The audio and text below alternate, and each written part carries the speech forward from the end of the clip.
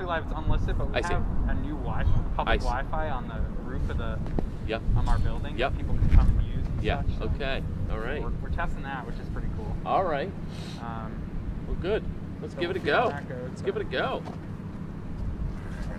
You just getting from sort of like here up, or what are you getting, Aiden? Yeah, mostly there on the close-ups, and then I will go to a wide occasionally. All right. I know it's a little loud with the cars, but... It's a little loud, but it's urban. We're in a city. Yeah. Well, it's way louder than Battery Park. It used to be a drug dealing building right here where we're sitting. Oh, really? This was a building.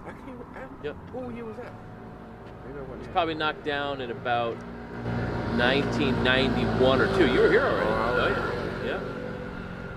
yeah. All the drug dealing building knocked down this way. And it's not even like, there's the mayor, the city hall. Or nothing, Right. Just idiot. All right, so... I'm ready. I can give you a countdown. Go ahead. So, am I all right like this? Yes. You look great. Yep. All right. You all set? Yep. Ready. All right. So, in 5, 4, 3, 2, 1. All right. Hello, this is Bruce Wilson, and I'm here with my guest. We'll talk about our guests in a few minutes.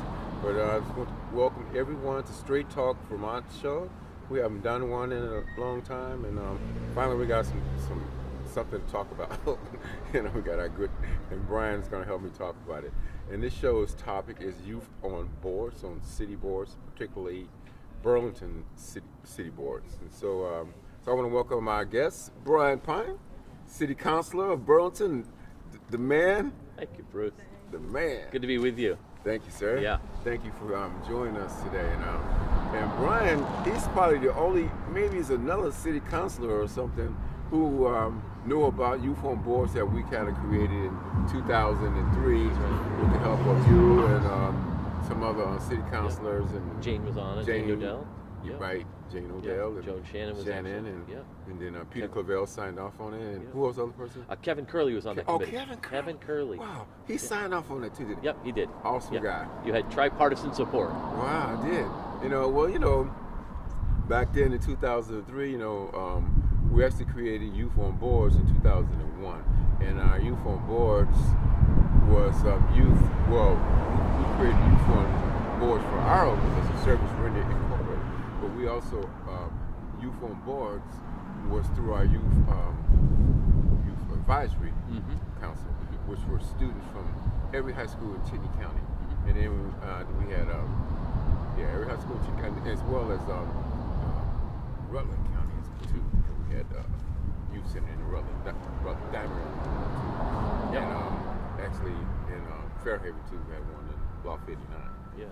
So all these youth on boards from high schools around was very strong on making sure that their peers and community understood that youth had a voice and that they need to be heard, and that and everything that I think everything that we're doing today is for those youth, particularly the high school kids that we work with. And I tell the high school kids what they're doing is for the little elementary, middle school kids. Right. So we're all working for a common goal, but sometimes these high school kids who have some incredible ideas and suggestions are overlooked. They're not even looked at. I'm gonna tell you a story, Brian. Let me tell you a quick story if you don't mind. Yeah. So, Brian, so I would take part of the youth service providers network and around the state with other youth nonprofits that work with youth, and I love them all.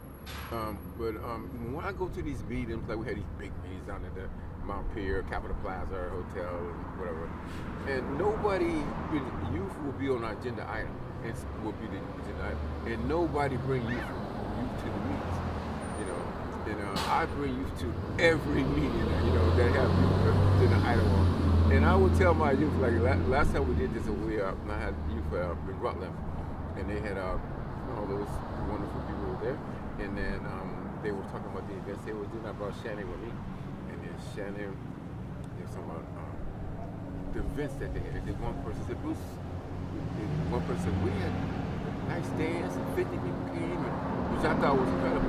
You know, one person at an event where there's no drugs and alcohol, tobacco, and safety, place, healthy outlet. How good is that? It's a winner. It's a winner. It's a winner. So they asked me, Bruce, we know you had a big dance. How many people come here? I said, Shannon, tell them, And Shannon was like crawling under the table, kind of like, oh no. And I said, they said, what's wrong? Oh, it didn't go too good, huh? And she said, no, it didn't go well. We told the rest of our youth board said we're not gonna show our face no more around the town. They said, well, how many kids came? She said, 185. She said, 185? And you hiding underneath the table? And she said, yeah. They said, what? Why? She said, well, we usually get over 300, you know what I mean? So because we work with all the, she worked at Rutland High School, Mill Rivers, Otter Creek, and so we used to get, so it was funny. It's funny because my point is, youth, it's not my job to bring speakers or bring them to events. It's not my job to do that. Right. Their job is to bring it's peer mentoring, peer on peer. You know what I'm saying? It's their job to bring it. My job is insurance for the building, get the security, get the raise some money. Raise some money. Yep. That's my job. And Yep. so that's what I've been telling a lot of people for years. Right. That these youth gotta, that's their job to meet their own people. And so, and when I heard that, I shook my head, because I knew that that's why youth need to be on boards and help make the decisions about the things that anybody does. So, so Brian, so here we are. We're gonna do this again. You want to explain a little bit what we're gonna do? Sure. Yeah, we are. City Council has a lot of pressing items right now because of COVID and the city budget, and we have to make some key appointments and some decisions around those issues.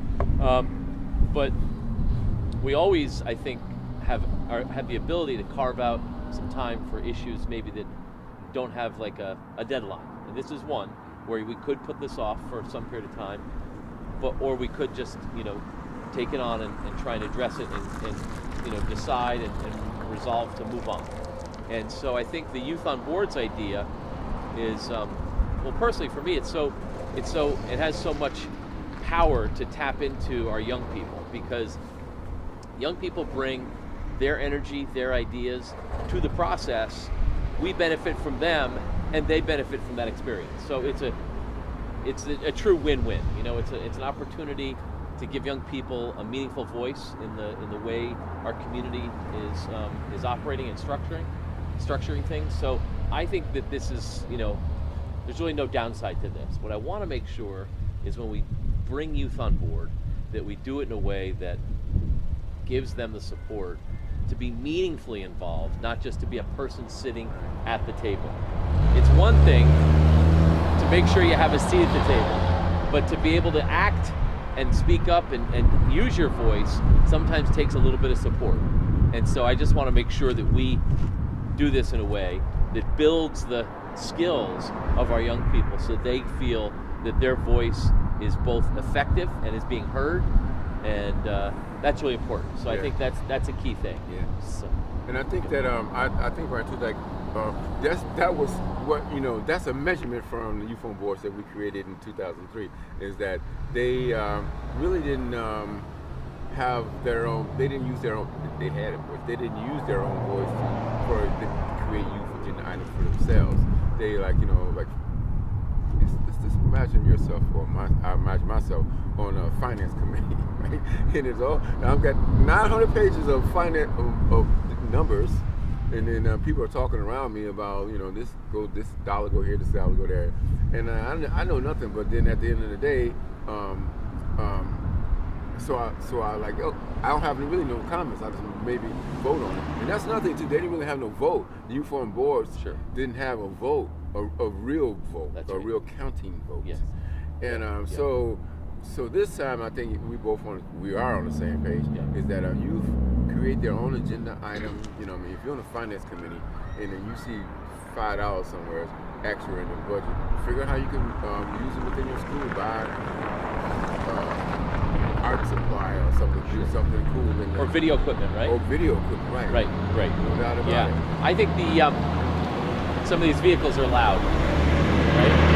So what I'm most excited about, Bruce, is your commitment to to not try and speak for young people, but to create opportunities for them, spaces for them to be able to realize their own voice and develop their own voice and their own identity. So I think that's really important, and I think that's what we can do here. What we need to, perhaps engage young people in a conversation about is what kind of support is going to be the most beneficial, the most effective at helping you serve in this role and have it be something that you really feel good about, making an impact. And we have some people we can talk to about that who've served.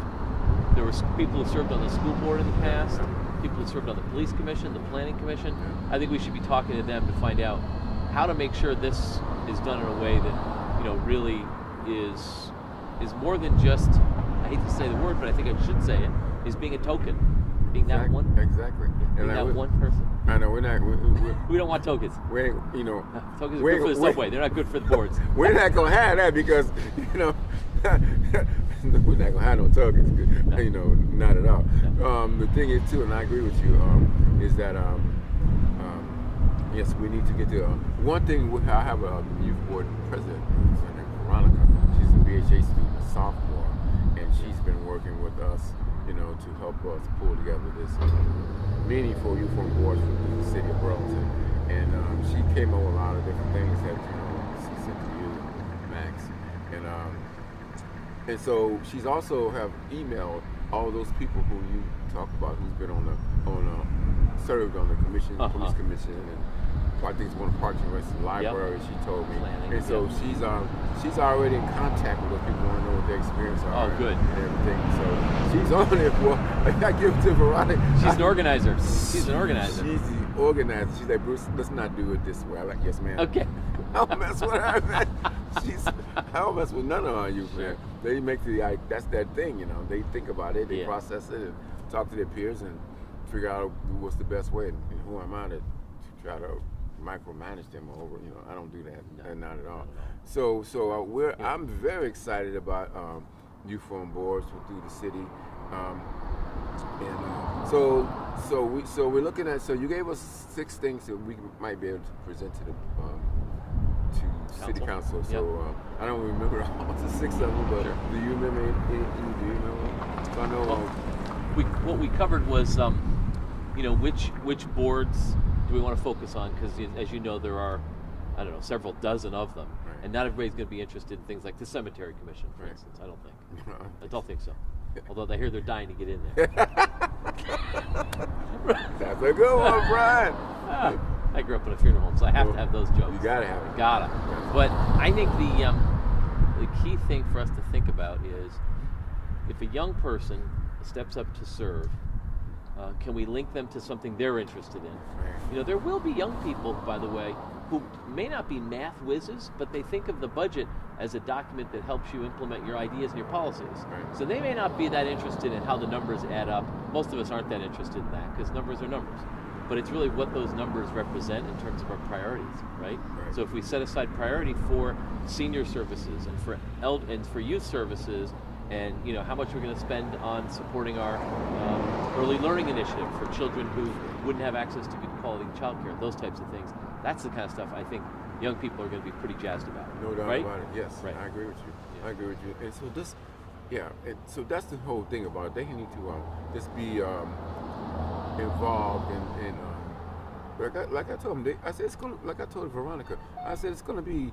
You're gonna see the whole agenda is gonna be about all of these 900 pages in the finance committee about dollar go to park, dollar go here, this, that, and other. So you're gonna have that because we got to keep the city rolling. Right? Sure. And so and you're gonna have all these same type of agenda items in all the rest of the advisory board. But you must create your own agenda, youth agenda item. Sure. You just can't. You can go by. You listen to that and say, okay, come up, talk to your friends, figure out what can you do with the Parks and Recs committee. Oh my God. There's a lot. There's a lot there.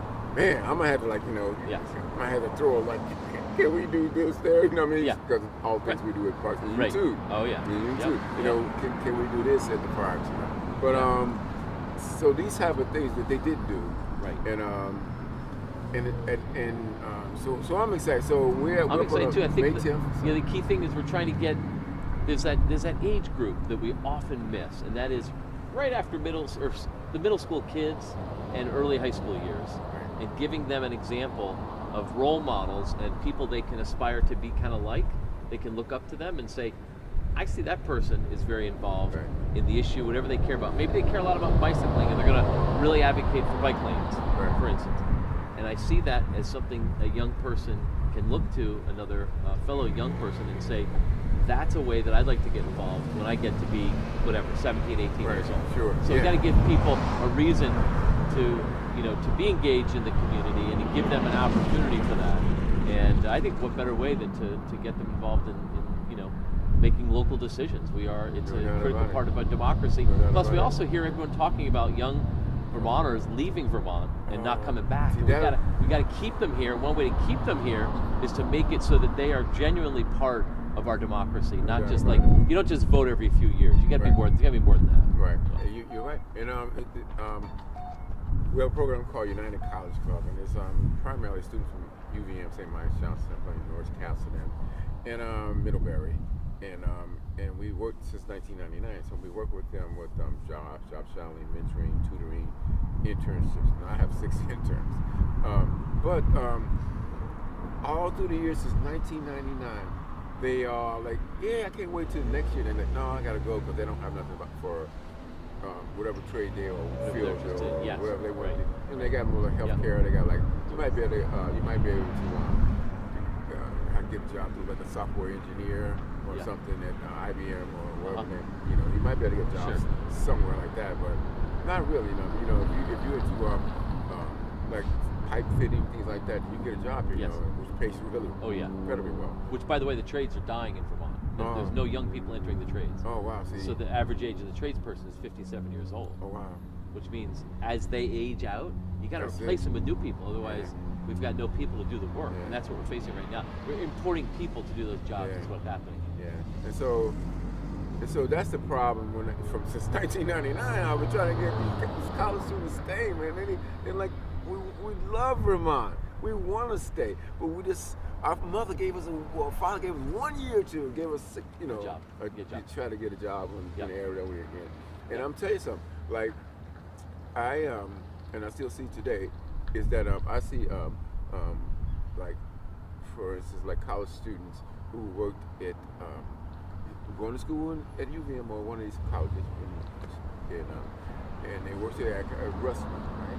And you're trying to pay, try to get their little money, a little extra money, together.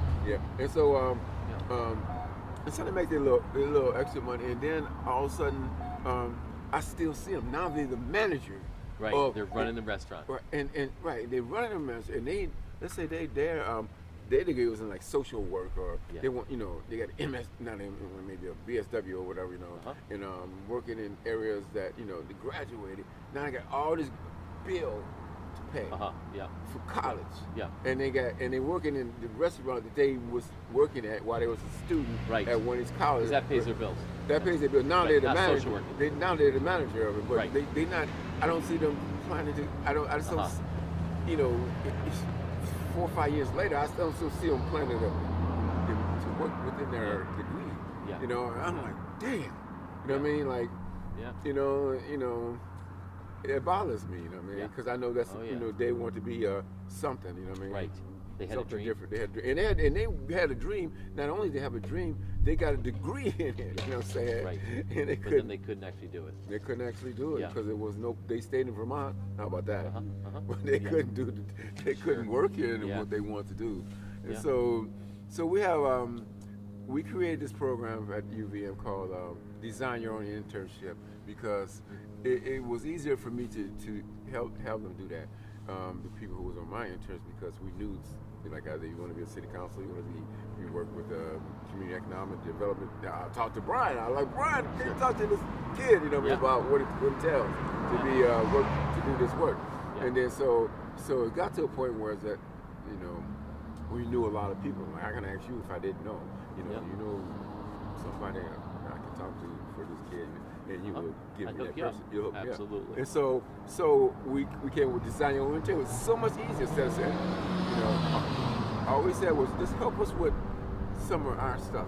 Like, help chaperone our youth centers or whatever. Which they love.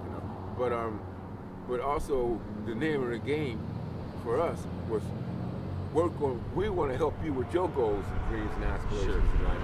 And that's what we do. We have I don't know if you know, we have over 50 awards for doing this. Yeah. You know, we got 4 Kid Safe awards. Wow. It's a big deal. Wow. But Sally said she don't think nobody had one before. I don't either. Yeah, we love Kid Safe Award because it's throw off a little bit. It's for the safety, working with courts and police and families and schools and for the safety of youth and families. How that's incredible. I think it was created the most important things. Right. 89 or 88 or something. Yeah. Man, Sally is. God bless you, Sally Gordon. Yeah. Hope you're well. Yeah. But I like to think of it as a friend of mine calls this the conspiracy of goodwill. Yeah. So people of goodwill coming together to make sure that we take care of one another. No doubt that's about what this is. And really, the work that I think around this Youth on Boards idea, Bruce, is unique because what it says to young people is, we don't just want to serve you. We're not here necessarily to serve you. Right. We're here to give you an opportunity to serve your community. Yeah. We benefit from your voice and your ideas and energy and input, and you may get something from it too. But it's not a one-way relationship where we're serving them and giving them services, right? I'm glad you said that because I talked to one thing I talked to Monica about. It's like I don't know how many years, probably since 2000 something. We've been working with Burlington High School to give youth community service opportunities because they need 10 hours per year. They need 40 hours to graduate. Yeah.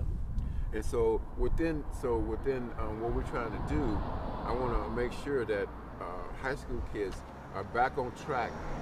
We helping them provide community service opportunities for these kids, and maybe some of these individuals who might want to do their 10 hours with some of these youth board members. That'd be awesome, man. Pair up like a mentor. Sure. That'd be incredible. Yeah. So, and that's just my idea, but I might say it out my mouth just to see if Veronica will think it's. But she already knows that we're going to make sure that we get 10 students involved in some community service projects or something, which is what they should do. Community service. And we don't say go clean up dog crap out the park. We give them meaningful things, like you said. Give them things that. Hopefully that things they might want to do in life, or work with our arts program, our music program, or working within one of our centers or something, create an event or something, or they love they come up to me, people who graduated, who from high school and from college still come up to me and ask me can they be a part of something. That's one heck of a measure. That's a big thing. I'm like, wow, how wonderful is that? And so I love that the most. And I think, as you know, obviously, this is what I get out of all of this. It ain't economics. No, it's not about cash. It ain't about the money. No.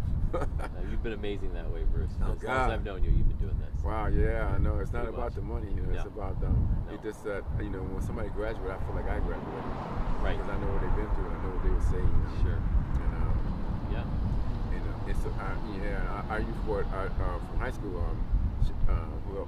Charlene Fu, who helped us create stuff, different things, said, Bruce, when she graduated out of South Burlington High School, all I want to do is go to Middlebury College. I said, you got to apply for other colleges. But, she came from China. She worked really hard because she didn't know English at the time. So we knew some people that she had 4.2 or 3, something like that. Yeah. And I'm like, and so we worked hard to get our letters and different things because she helped us run our youth center in the University Mall. And man, they picked her up in Middlebury. She's like, Bruce, I'm in Middlebury. I'm like, shit, thank God. That's a success story. I know, because there's dozens of those. There's just dozens of those. Yeah, I can go on for days, on about them. But so May, what is it? May 10th, right? We're shooting for May 10th. Let's try and get it done. So May 10th, we're shooting for May 10th to present in front of the City Council around youth on boards, and basically Veronica, she's got her key points of what what she's going to be saying is how important is it for youth to be on boards. She's going to be talking about youth need to be more feel more valued. Right? Absolutely. Right. Yep. Exactly. Yep. And also that youth should be create their own agenda items. Yes, You know? right. And I want to make sure we're doing everything we can, Bruce, to reach young people who may not normally be reached by these types of programs.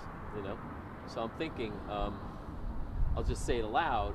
You know, the average sort of middle class or upper middle class white kid whose parents went to college, they're going to get these seats unless we make a special effort to reach out to young, lower income kids, kids of color, that kind of thing, right? Oh, so yeah. we gotta make a special effort. Oh, we can't just like put up a sign and say whoever shows up is gonna get it. That's not the way. No, you know, that's Veronica doesn't. She agrees with that. Oh, definitely. Yeah. Definitely. Like, you know, we had like a lot of, so that's coming to the part where she and I discussed about recruitment. Not recruitment, but application process. Right. I guess you can call it recruitment. Sure. You know? How are we going to recruit? And we felt that we were going to recruit them by using some certain events that we do. You know? Like you know, I got like you know me, I already got some stuff about to be booked out on the basketball tournament. And I got some other things in Burlington that's going to be working on to get to a full city, you know, from Parks. Yeah. Yep. And so we'll recruit people there. I want. Oh, this is what we said. She had said. We both said that we're hopeful that you can help us, like, you know, with get a seat, like it's in cafeteria, you know, and just make an announcement or try to sign the kids out. You know, we haven't really figured out. Sure. We all got to figure it out together. Yeah. But talk. You know, maybe talk with what's his name? What's the superintendent's name? Tom Flanagan. Flanagan. Yep. Or Yep. Because they don't have a principal right now, right? what's I forget her name. She's acting. Acting principal. Yeah. Laura. I talked to her. She's looked at my stuff. She sent me emails saying how wonderful it is. They want to work together. Flanagan says, they would welcome you with open arms as far as coming in and making a pitch. Yeah. I just don't know, are the students gathering like that anymore? Yeah. Are they gathering during COVID? Are they gathering I don't know. for lunch? We have to make a special, something special. And how we was going to, we talked about was have something special like raffles. Like give away some Burton stuff. Like if Burton's when I sponsor them, have like a special moment, like different times, like a DJ in the you know, some DJ in there, something. Whereas we get different types of individuals.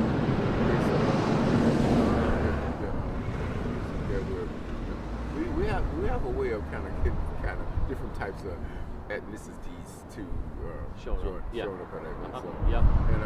especially like, you know, you put on some rap stuff. You know, you're gonna get some. You're gonna get another kid. Yes. Another type of kid, right? Yep. And, yep. So we know how to do it. We just gotta. We don't want to overwhelm ourselves. Sure. You know what I mean? Like, you know, you got 10 slots and you got 100 kids showing up for it, right? So that. So how you know? And then you still got to wean it out. Like, okay, this person is this, that, 4.0, Right. They mama and daddy, they groomed them for this. Right. Exactly. That's what I want to make sure we don't just serve them. Yeah. And then his kid got none of it, but he kind of meets some type of maybe a risky, risky kid, live in a high risk environment, economically challenged. Exactly. You know what I'm saying? You know, we like you a lot. Right. You know, but dang, man, you don't go to school. You're grateful. So it's. It'd be good to talk to Youth Build to try and see if they have someone they can nominate. You know, reach out to non-traditional programs that work. Yeah. And same with what's the school behind Is On Top or Horizon? Is it the one behind BHS? Bishop Rock Point. Rock Point. Now all those students are from somewhere else. Most of them live somewhere else. Not all of them. There's a few local kids. Yeah, because I know CJ forever. Oh yeah, I've known CJ a long time. We coached here at Roosevelt Park together. He was my. You gotta love CJ, boy. Yeah. I presented for those kids many times. I bet. I love those kids. I bet they learned a lot just sitting with you and talking and hearing about all the different things you guys have done.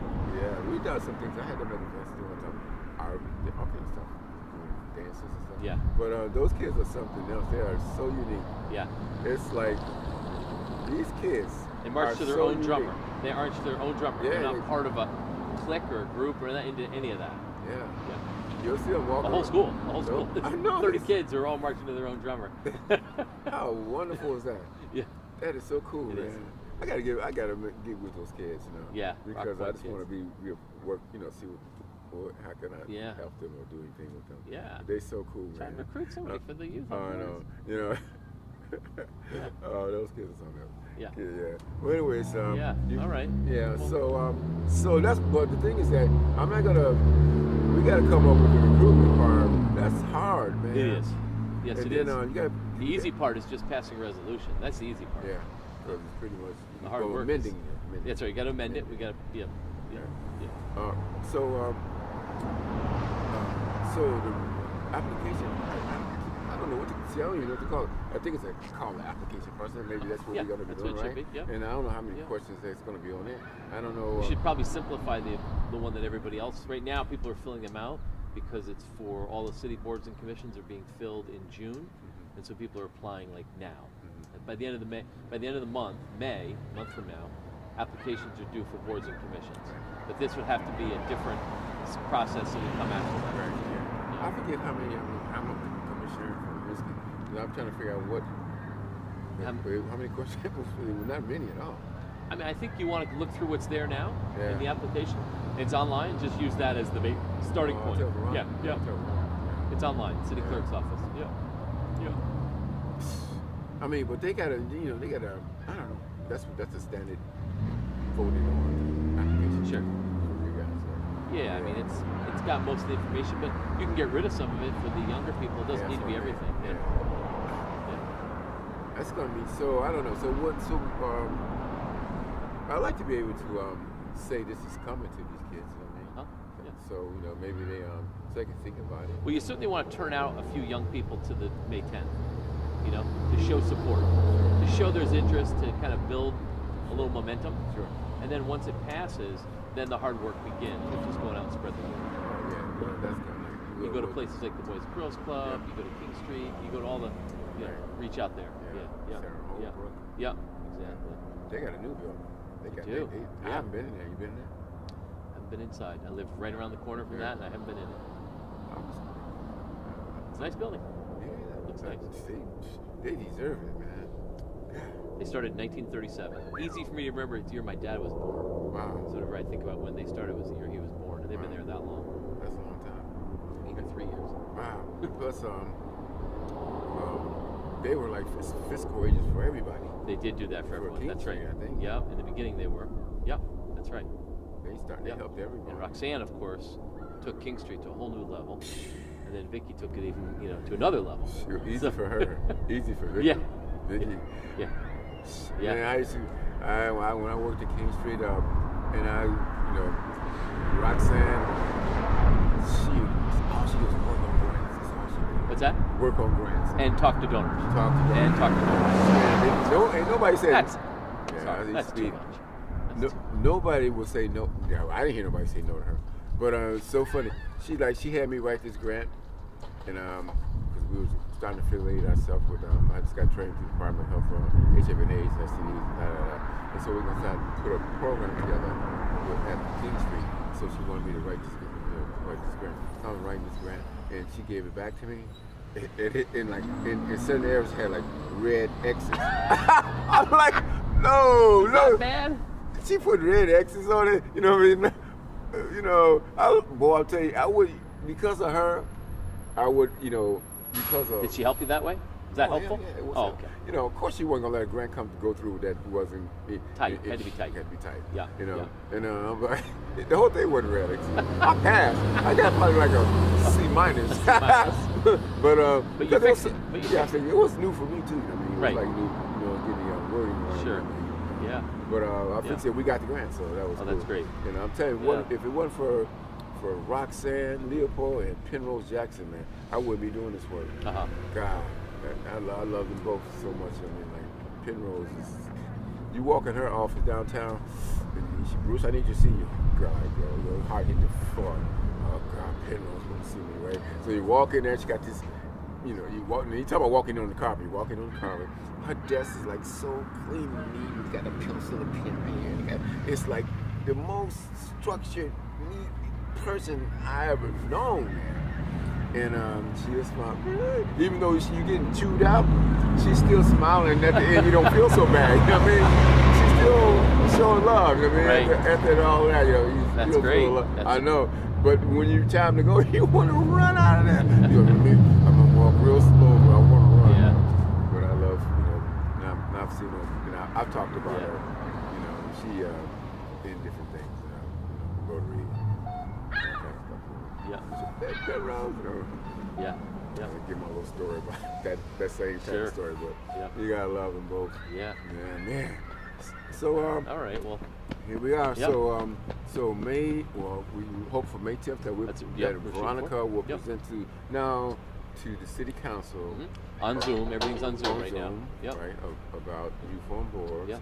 They should. I mean, I know Jack Hansen. He was very excited about it. You know, I talked to him a long Yep. time. Ali Dean, Yep. very excited about youth on boards. Yeah. and Yeah. You got lots of. Max Tracy. Oh yeah. You have a lot of support. Yeah. We just have to make sure we're putting it together, you know, with some thought. We got to think about how we put it together. So that's all. So, Yep. but before we go, I'm just going to, maybe I should say it on air, but I'm going to say it anyway because it's nothing bad. It's all good. Everything we do is all good. But anyways, so, Brian, so I'm like, oh God, have a nightmare. Wake up, oh God, oh Brian. So I went to other cities because I would know the mayors there, and I said, soon, I was going to tell them about what we're doing and how you helping me, blah blah blah, with the youth on boards, and that and soon when we get done getting these youth on, we come to your town. That's right. And they're like, yes. So I'm gonna ask you now. Go to other towns. With me. Of course. I- Of course. We are. Of We course. already. That's a given. I'll help you with that. Absolutely. Thank you. Of course. You've got great support in Winooski. Yeah. So. This could be obvious. Christine said, Yeah. "Oh, come on, bring it on." Right. And I'm meeting with Megan and Marie, Uh-huh. the vice chair of the city council. Yeah. I think next, maybe this week I gotta look at my calendar about it. Talk to the city manager before she's moving on to be city manager in South Burlington. I know. Jessie Baker. She's phenomenal. You've got to talk to her because there's nobody who hasn't thought about every aspect of Winooski city government like Jessie has. You gotta remember, I'm Your network. I'm a commissioner. That's for right. city. Oh, that's right. Yeah, Okay. so Yeah. I've already talked to her. Okay, great. She said, just let me get in the door for, so Yeah. she starts in July. She goes in the office in June 1st, and then she started like in July. Right. Yeah. Kevin Dorn was our guy. The city of South Burlington Burlington? adopted us. You know what I mean? Yeah. And the city council, and they gave us money to run Yeah. our youth program for us. Yeah. So I know she's gonna be down. You'd be lucky to have her in South Burlington though, because we're going there next. I know. Well, it's just only smart because the redevelopment of Winooski. Yeah. And they're doing a city place. Right. They're in South Burlington. exactly. So It's a good step for her. It's a very good step. Damn good step for Yeah. her. I'm proud of her. Yeah. I told her I was proud of her. Yeah. But so I'm meeting with the vice chair first. I mean, kind of. Me and Emery, her son was on my youth board. Nice. He was on my youth board for years now. He's like a junior or something. You're like, I don't want to go to UVA. I said, well, you better go to UVA and you go for free. How you gonna do that to your parents? You know what I'm saying? How you gonna do that to your mom? Save up your money for graduate school, but go there for free. Yeah, man. How you gonna not go there good. for? That's really So Yeah. he was like one of those types. You better take your butt to UVM. Good school too. Yeah. You represent us to our college program. That's right. Yeah. Nice. Yeah. So there we go. All right. Well, So Aiden's given us 30 minutes, so we used it up. yeah, I think so. Did we use it up? No, you're We're good. still good. You're Oh. good. You keep going. Yeah. He just- Well, He just likes to get us wrapping here. We're just I'm wrapping gonna now. ask some questions about. We talked about. I think we covered as much as we can. Unless something else come up. Yeah. About you from Sure, boards. we've covered that, yeah. So let's talk about what's Yeah. going on with Burlington City. What's going on with what's happening? City Place? Downtown? Well, Is that what you're referring to? yeah, City Place. Okay, City Place. So the City Council had to sort of revise the agreement we have between the developer and the city. And that happened back in March. We revised that agreement. So the ball's in their court to move through the process. So they went through the process means you got to get a new zoning permit because it's a different project. It's not the same project. So when they went to get their zoning permit, they got it. But some people filed an appeal. So that appeal is what they're dealing with right now. And I actually think that most of the appeal is centered on the debate about how much parking is enough parking. Like 10 more spaces, right? Or something like that?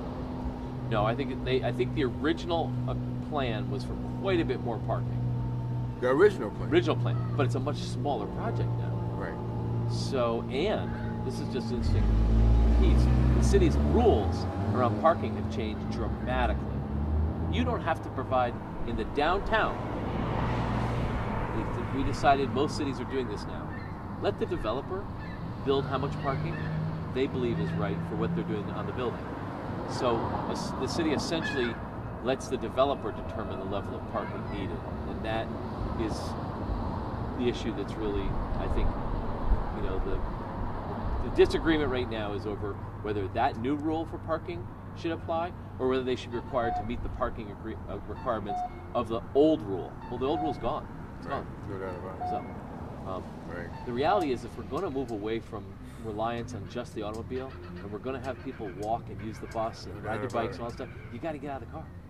And if you have every single household owning 2 cars, right, we're done. We can't go that way. We can't keep doing that. Well, and a lot of young people, by the way, don't want to own a car.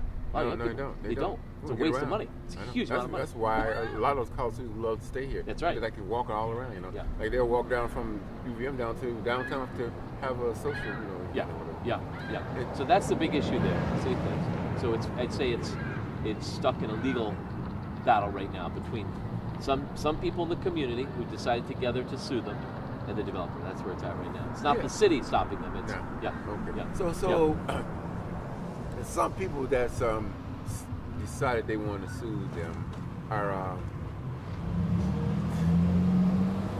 from day one they didn't want to have nothing. They thought that project wasn't going to be.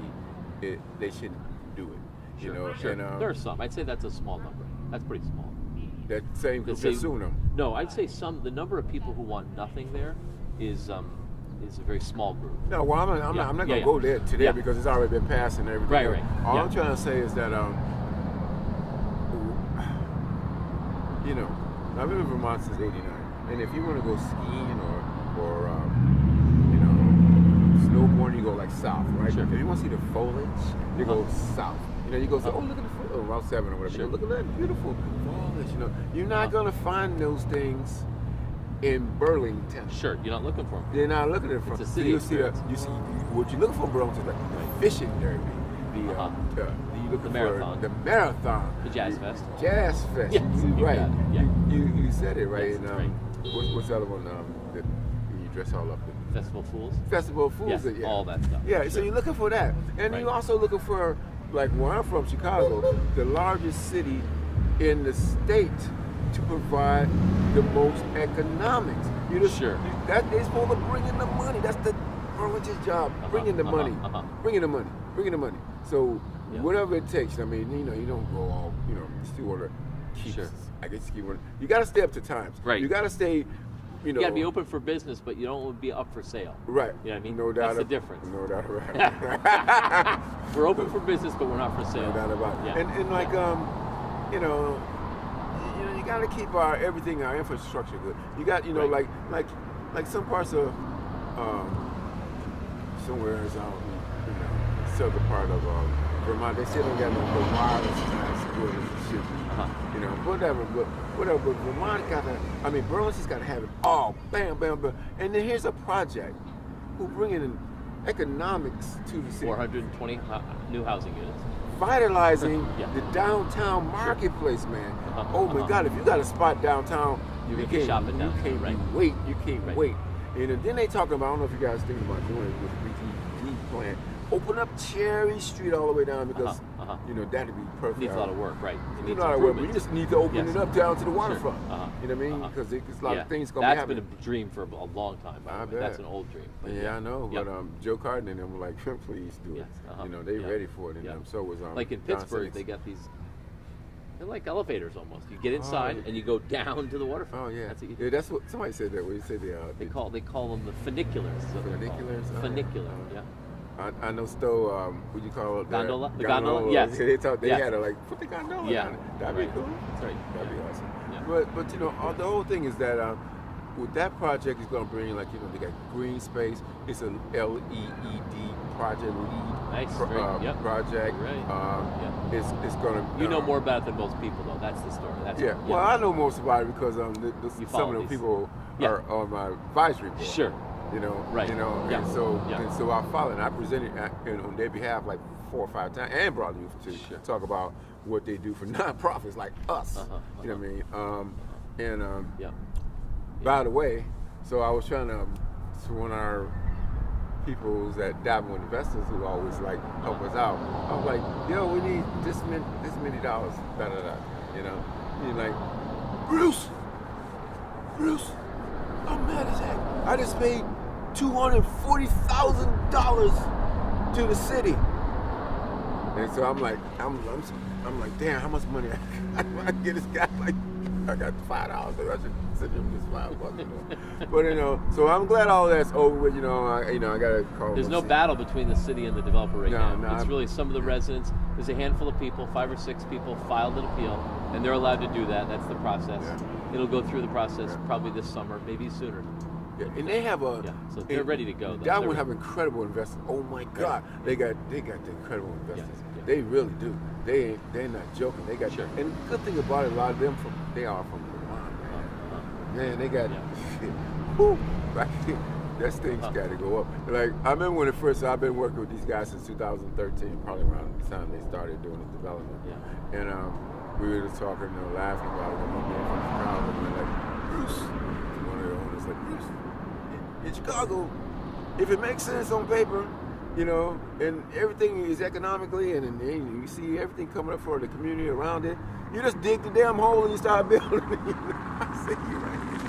So we always be laughing about, Vermont's unique that way. I'd say. Still, Vermonters like to think we're still kind of a small town. Well, not that you can't think small in your larger cities. I don't care where you are.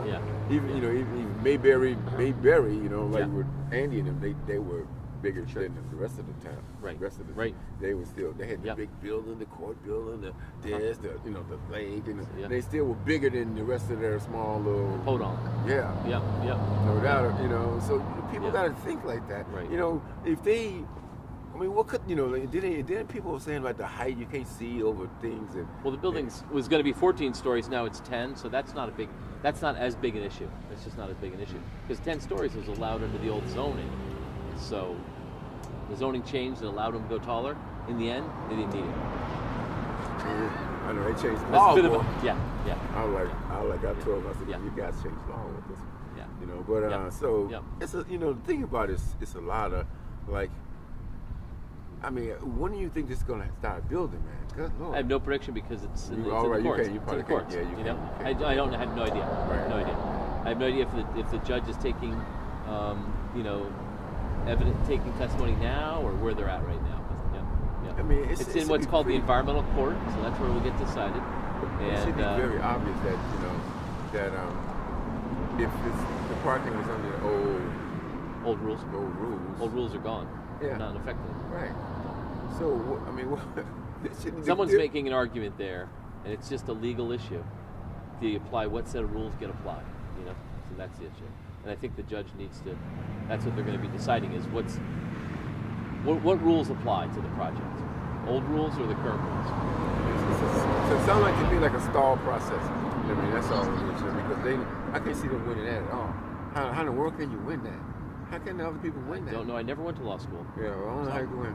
I can't say. No. How can you win that? You want to answer you now? Yeah. Somebody. Somebody. Anybody. How do you win that? If you're down to 10 stories, and you were at 14 stories, now you're down to 10 stories, and so you don't need 14 stories worth of parking. You only need 10. So that's less, a lot less. Yes. I don't know how many units was on the floor. But there's a total of like 420 units, and there's about 420 spaces for parking.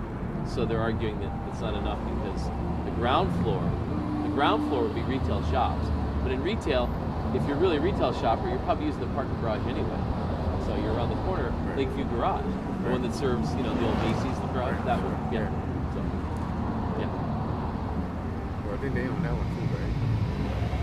They don't own the garage. The city owns the garage. They own Macy's, the building. All right, Yes, which used to be Filene's. Right? That one. They own the building. But the garage is owned by the taxpayers of Burlington. Yeah. Oh, I'm like, because I know they want to build a hotel right there at Macy's. And I was one of the spots they want to use for a hotel. And I'm like, please, don't tear that building down. Not yet. Don't tear it down. He said, well, we got to tear it down to build because they just don't have the structure to build a hotel. Da, da, da.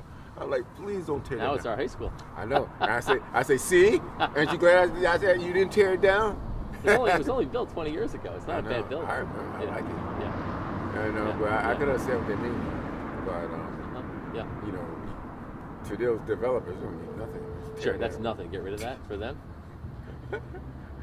They sell the bricks. Somebody come. Sure, if that. Yeah. The quicker they get rid of it, the happier they are.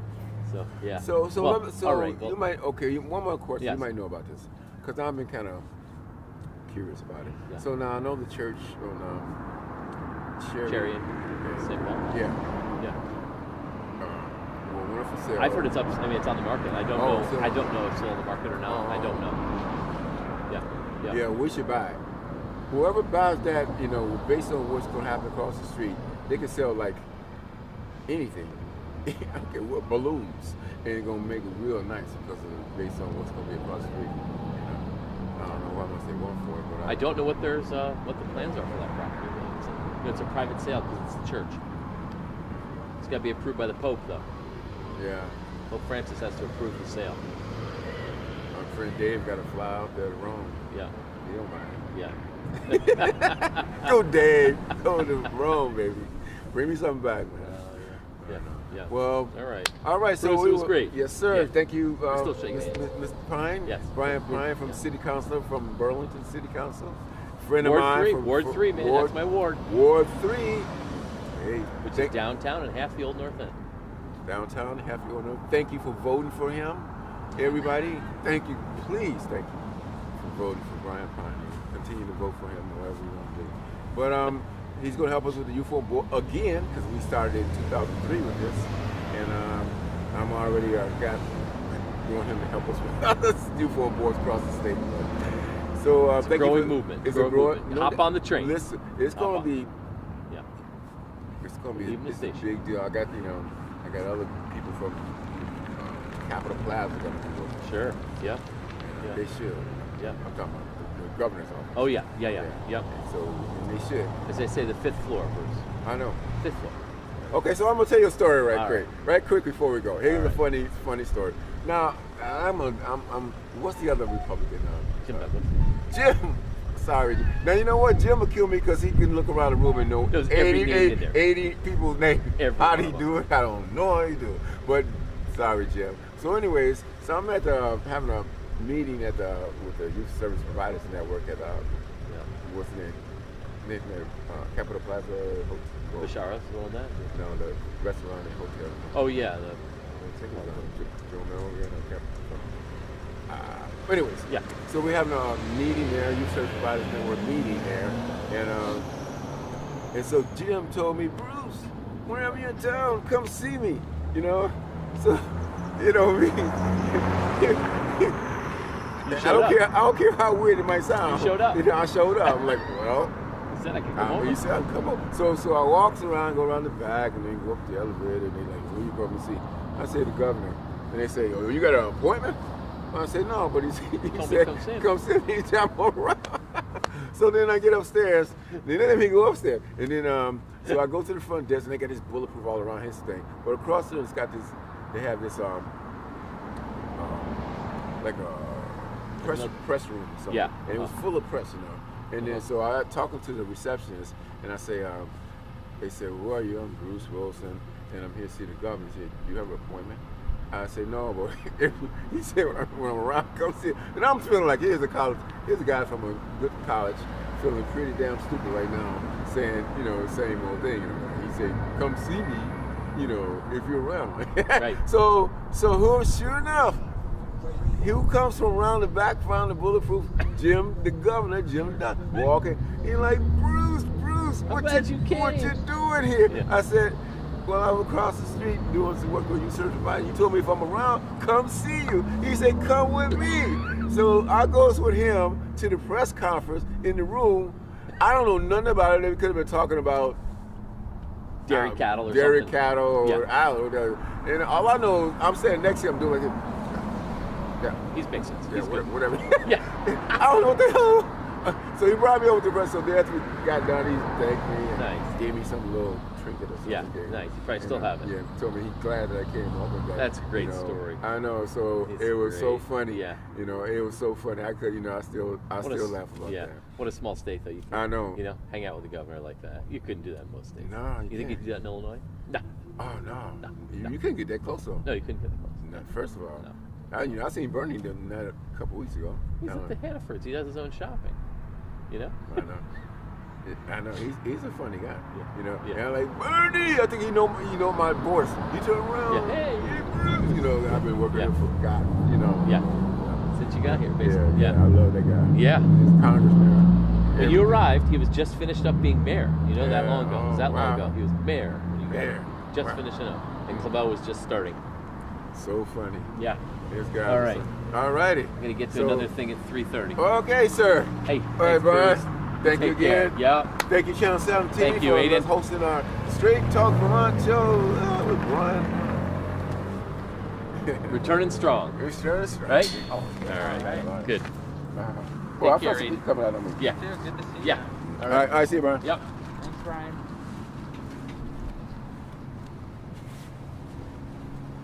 So this year ain't got to go to Battery Park. This year don't have to go to Battery Park. Oh yeah. No, it's it is really convenient being right across the